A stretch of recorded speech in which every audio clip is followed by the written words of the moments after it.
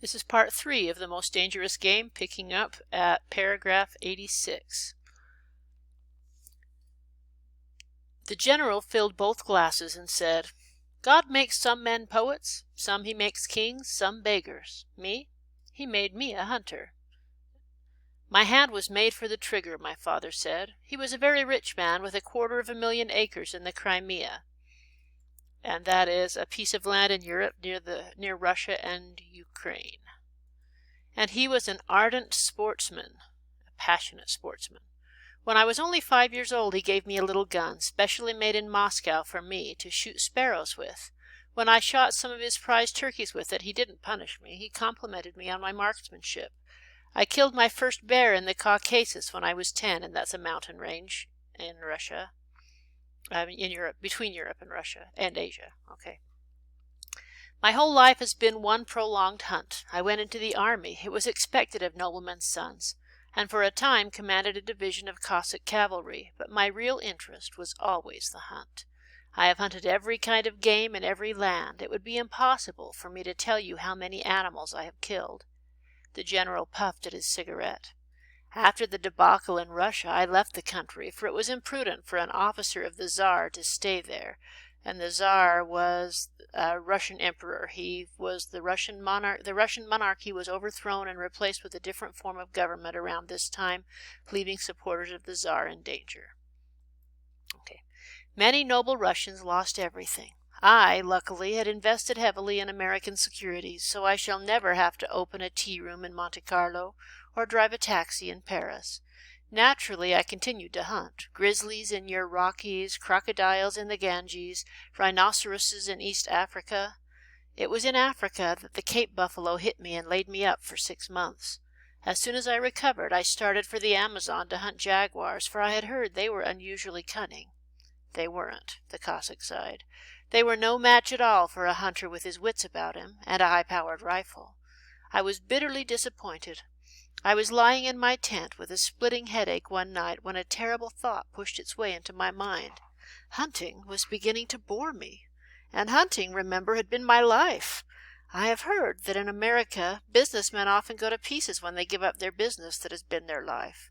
Yes, that's so, said Rainsford. The general smiled. I had no wish to go to pieces, he said. I must do something. Now, mine is an analytical mind, Mr. Rainsford. Doubtless that's why I enjoy the problems of the chase. No doubt, General Zaroff. So, continued the general, I asked myself why the hunt no longer fascinated me. You're much younger than I am, Mr. Rainsford, and have not hunted as much, but you perhaps can guess the answer. What was it? Simply this. Hunting had ceased to be what you call a sporting proposition. It had become too easy. I always got my quarry. Always. There is no greater bore than perfection. The quarry is the object of the hunt or the prey. The general lit a fresh cigarette. No animal had a chance with me any more. That is no boast. It's a mathematical certainty. The animal had nothing but his legs and his instinct. Instinct is no match for reason. When I thought of this, it was a tragic moment for me, I can tell you. And the question is, for Zaroff the problem with hunting was that it was too mathematical and without passion, that it was too easy and became boring to him, that it reminded him of everything he left behind in Russia, or that it relied too much on traps and not just weapons, and he was just explaining how it had become boring. It wasn't interesting anymore. Rainsford leaned across the table, absorbed in what his host was saying. It came to me as an inspiration what I must do, the general went on. And that was? The general smiled, the quiet smile of one who has faced an obstacle and surmounted it with success. I had to invent a new animal to hunt, he said. A new animal? You're joking. Not at all, said the general. I never joke about hunting. I needed a new animal. I found one. So I bought this island, built this house, and here I do my hunting. The island is perfect for my purposes. There are jungles with a maze of trails in them, hills, swamps. But the animal, General Zaroff? Oh, said the general, it supplies me with the most exciting hunting in the world. No other hunting compares with it for an instant.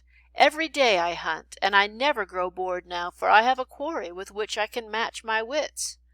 Rainsford's bewilderment showed in his face. "I wanted the ideal animal to hunt," explained the General, "so I said, 'What are the attributes of an ideal quarry?'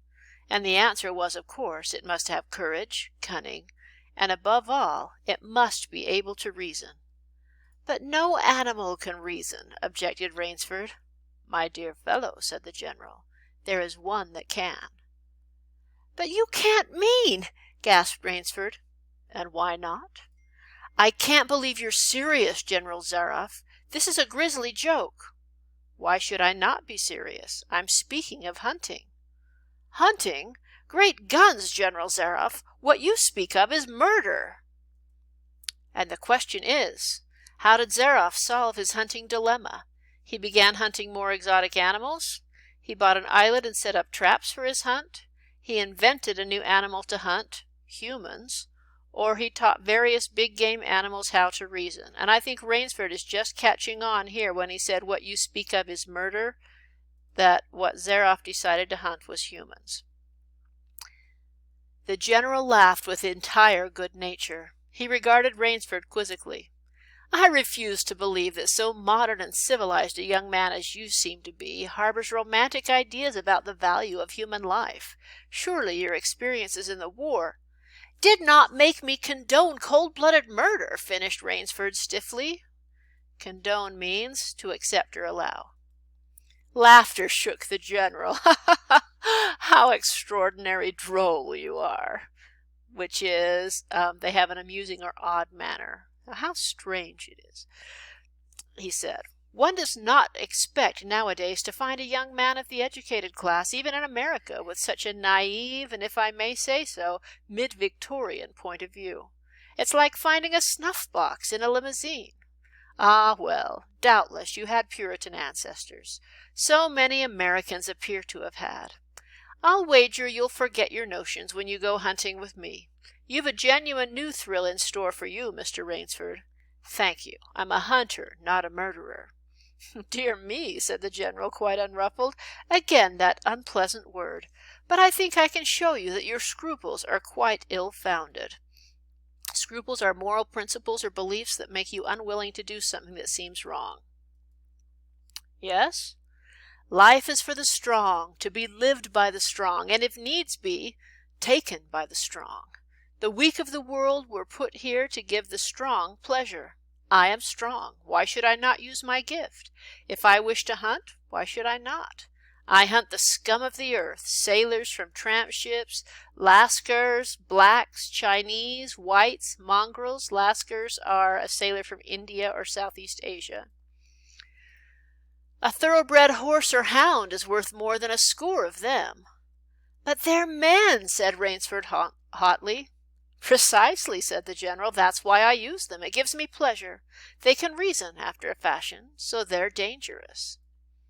So how does Zaroff view humanity? He thinks of all other human beings besides himself as harmless and therefore easy to hunt. Or after the war he views humanity as a danger that needs to be destroyed completely. He does not value human life very highly, and he hunts people he sees as inferior, or he cares deeply for all people and values human life strongly, which is why he likes hunting people so much. Okay, so that one is definitely a no-go, and I believe it's C. He does not value human life very highly, and that's correct. "But where do you get them?" The General's left eyelid fluttered down in a wink. "This island is called Ship Trap," he answered. "Sometimes an angry god of the high seas sends them to me. Sometimes, when Providence is not so kind, I help Providence a bit. Come to the window with me." Rainsford went to the window and looked out toward the sea. "Watch, out there!" exclaimed the General, pointing into the night. Rainsford's eyes saw only blackness, and then, as the General pressed a button far out to sea, Rainsford saw the flash of lights. The General chuckled. "They indicate a channel," he said, "where there's none. Giant rocks with razor edges crouch like a sea monster with wide-open jaws. They can crush a ship as easily as I crush this nut." He dropped a walnut on the hardwood floor and brought his heel grinding down on it. Oh, yes, he said casually, as if in answer to a question. I have electricity. We try to be civilized here. Civilized? And you shoot down men? A trace of anger was in the general's black eyes, but it was there for but a second, and he said, in his most pleasant manner, "Dear me, what a righteous young man you are! I assure you I do not do the thing you suggest. That would be barbarous. I treat these visitors with every consideration. They get plenty of food and exercise. They get into splendid physical condition. You shall see for yourself tomorrow." "What do you mean?" "We'll visit my training school," smiled the general. "It's in the cellar. I have about a dozen pupils down there now. They're from the Spanish bark San Lucar that had the bad luck to go on the rocks out there. A very inferior lot, I regret to say. A bark, by the way, is a kind of ship. Poor specimens, and more accustomed to the deck than to the jungle." He raised his hand, and Ivan, who served as waiter, brought thick Turkish coffee. Rainsford, with an effort, held his tongue in check. "It's a game, you see," pursued the general blandly. "I suggest to one of them that we go hunting. I give him a supply of food and an excellent hunting knife. I give him 3 hours' start. I am to follow, armed only with a pistol of the smallest caliber and range. If my quarry eludes me for 3 whole days, he wins the game. If I find him," the general smiles, "he loses." Question: what does the general's explanation of the game in this paragraph suggest? That Rainsford will join Zaroff in the hunt, that Rainsford will become the hunted, that Zaroff enjoys messing with people's heads, or that Rainsford will eventually hunt Zaroff. And I think he's suggesting, let me think.